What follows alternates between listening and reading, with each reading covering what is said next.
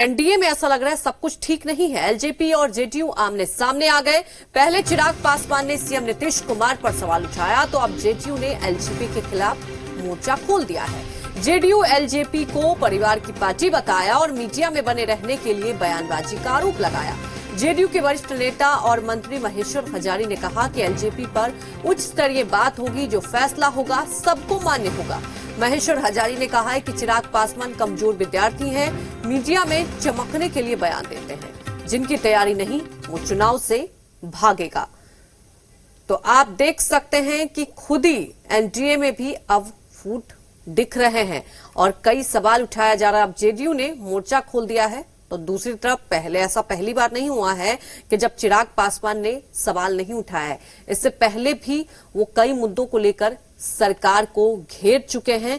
तो क्या ये समझा जाए कि अभी से ही, क्योंकि अभी तो सीट बंटवारा भी होना है, कई ऐसे मुद्दे हैं जिस पर आपसी समंजस की दरकार होगी, लेकिन कहीं ना कहीं आपस में जो मतभेद है एनडीए में वो अब खुलकर सामने आ रहा है। एलजेपी और जेडीयू तो आमने सामने आ ही गए हैं।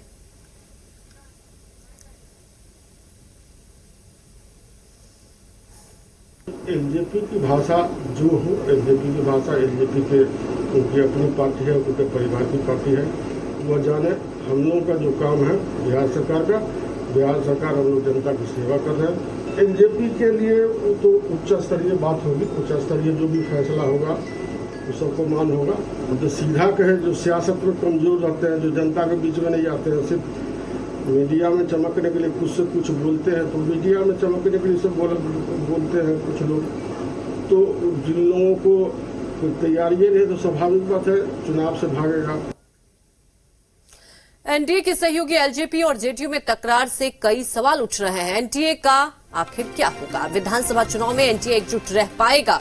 क्योंकि विधानसभा चुनाव तक जो एनडीए एकजुटता की बात कर रही है, तो ये सवाल है कि क्या चुनाव तक ये एकजुटता रह पाएगी? क्योंकि अभी से फूट नजर आ रही है। एलजेपी और जेडीयू में तकरार के आखिर मायने क्या हैं? अगर एलजेपी जेडीयू सहमत नहीं हुए तो एनडीए से बाहर कौन होगा? एलजेपी जेडीयू में तकरार से एनडीए में आखिर किसको फायदा?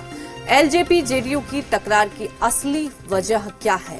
तो अहम सवाल यही उठता है कि आखिर ये जो तकरार है उसके पीछे की वजह है क्या है?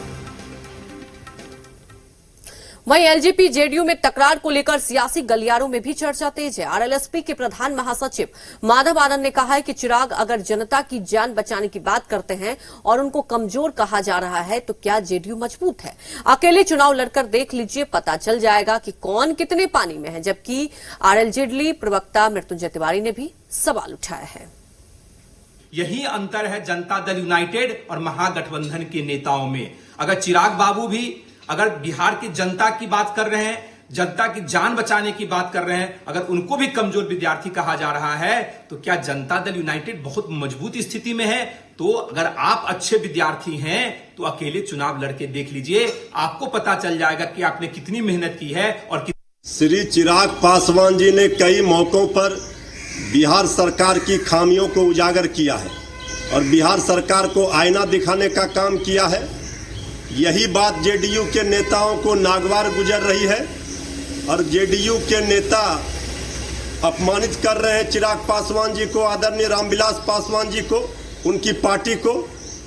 जेडीयू की ये फितरत रही है कि मतलब निकल गया तो पहचानते नहीं और अपने सहयोगियों को अपमानित करती है।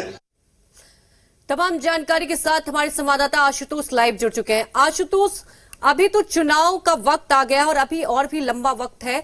आपको लगता है कि क्या वाकई एनडीए में फूट नजर आ रही? क्योंकि कई बार ऐसे मौके आए हैं कि जब चिराग पासवान सवाल करते हैं सरकार की नीतियों को लेकर, अब तो सीधे तौर पर फूट नजर आ रही है। तो क्या लगता है आपको, क्या एनडीए की अगर हम बात कर लें, चुनाव तक एकजुटता नजर आएगी?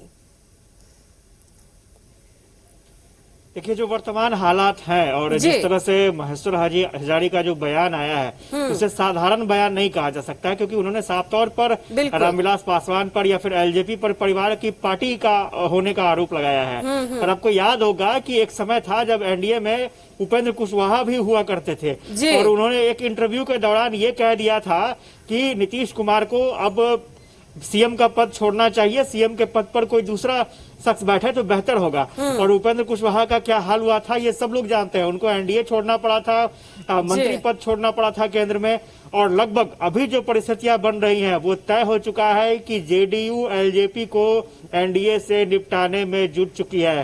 और बड़ी बात, अगर मान लीजिए ठीक है चुनाव के पहले अगर साथ में लोग लड़ भी ले तो बाद में अगर कुछ होता भी है, अगर सरकार ही बनती है तो एलजेपी को जगह नहीं मिल पाएगी। यानी एलजेपी को हर हाल में अब एनडीए छोड़ना पड़ेगा, हालात ऐसे बना दिए जाएंगे। क्योंकि नीतीश कुमार अगर एनडीए में है, आपको याद होगा कि एक समय केंद्रीय मंत्री गिरिराज सिंह भी बहुत बोला करते थे नीतीश कुमार के खिलाफ। आज गिरिराज सिंह की बोलती बंद है, गिरिराज सिंह कुछ नहीं बोल रहे हैं, शांत बैठे हुए हैं। और यही वजह है कि जब नीतीश कुमार के खिलाफ चिराग पासवान ने बोलना शुरू किया था, उसी समय ये क्लियर हो गया था कि चिराग पासवान के लिए या फिर एलजेपी के लिए एनडीए में ज्यादा दिन नहीं रह पाएंगे। और हालात लगभग उसी तरह से बन रहे हैं। आपको याद होगा कि पिछले दिन बीजेपी के एमएलसी संजय पासवान, जो उसी समुदाय से आते हैं, समाज से आते हैं, उन्होंने भी हमला बोला था चिराग पासवान पर। तो जाहिर सी बात है परिस्थितियां ये बन रही हैं। ये अलग बात है कि बीजेपी के सहारे एलजेपी भले ही चुनाव लड़ ले, लेकिन इतना याद रखिएगा कि एलजेपी जिन जिन सीटों पर चुनाव लड़ेगी वहां पर नीतीश कुमार का सपोर्ट एलजेपी को बिल्कुल नहीं मिलने वाला है। क्योंकि नीतीश कुमार के खिलाफ कोई आवाज उठाए, और बिहार में खासतौर से, और नीतीश कुमार उसे शांति से बर्दाश्त कर ले, ये कतई नहीं हो सकता है। तो जाहिर सी बात है महेश्वर हजारी का जो बयान आया है इसी परिप्रेक्ष्य में है। अब समझना एलजेपी को है कि एलजेपी को क्या स्टैंड लेना है। क्या उसे लगता है कि वाकई बीजेपी बचा लेगी? क्योंकि आपको याद होगा कि उपेंद्र कुशवाहा को भी लग रहा था कि बीजेपी सब चीज हैंडल कर लेगी, लेकिन बीजेपी ने नीतीश कुमार को साथ रखना बेहतर समझा बनिस्पत उपेंद्र कुशवाहा के। अब यही हालात एलजेपी के साथ होने वाले हैं। और ये बात बिल्कुल नहीं कहा जा सकता है कि आने वाले समय में चिराग पासवान और तेजस्वी यादव एक प्लेटफॉर्म पर खड़े नजर आए, ये बहुत बड़ी बात नहीं होगी। क्योंकि दोनों का लक्ष्य अलग अलग है। चिराग दिल्ली की राजनीति करना चाहते हैं, तेजस्वी बिहार की राजनीति करना चाहते हैं।